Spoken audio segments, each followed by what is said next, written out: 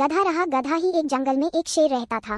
गीदड़ उसका सेवक था। जोड़ी अच्छी थी। शेरों के समाज में तो उस शेर की कोई इज्जत नहीं थी, क्योंकि वह जवानी में सभी दूसरे शेरों से युद्ध हार चुका था, इसलिए वह अलग थलग रहता था।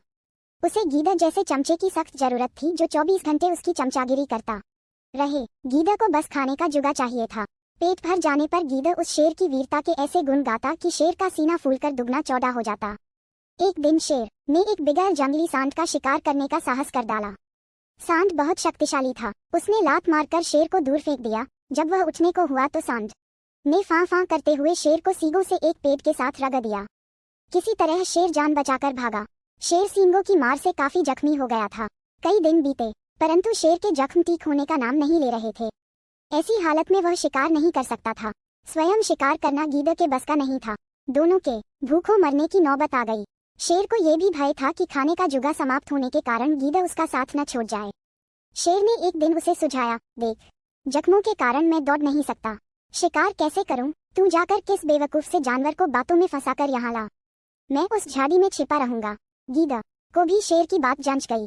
वह किसी मूर्ख जानवर की तलाश में घूमता घूमता एक कस्बे के बाहर नदी घाट पर पहुंचा। वहां उसे एक मरियल सा गधा घास पर मुंह मारता नजर आया। वह शक्ल से ही बेवकूफ लग रहा था। गीदड़ गधे के निकट जाकर बोला, पाया लागू चाचा, बहुत कमजोर हो रहे हो, क्या बात है? गधे ने अपना दुखा रोया, क्या बताऊं भाई, जिस धोबी का मैं गधा हूँ वह बहुत क्रूर है। दिन भर धुलाई करवाता है और चारा कुछ देता नहीं। गीदड़ ने उसे न्योता दिया, चाचा मेरे साथ जंगल चलो ना, वहाँ बहुत हरी हरी घास है, खूब चरना, तुम्हारी सेहत बन जाएगी। गधे ने कान फफड़ाए, राम राम, मैं जंगल में कैसे रहूंगा? जंगली जानवर मुझे खा जाएंगे। चाचा तुम्हें शायद पता नहीं कि जंगल में एक बगुला भगत जी का सत्संग हुआ था। उसके बाद सारे जानवर शाकाहारी बन गए हैं। अब कोई किसी को नहीं खाता। गीदड़ बोला और कान के पास मुंह ले जाकर दाना फेंका। चाचू, पास के कस्बे से बेचारी गधी भी अपने धोबी मालिक के अत्याचारों से तंग आकर जंगल में आ गई थी।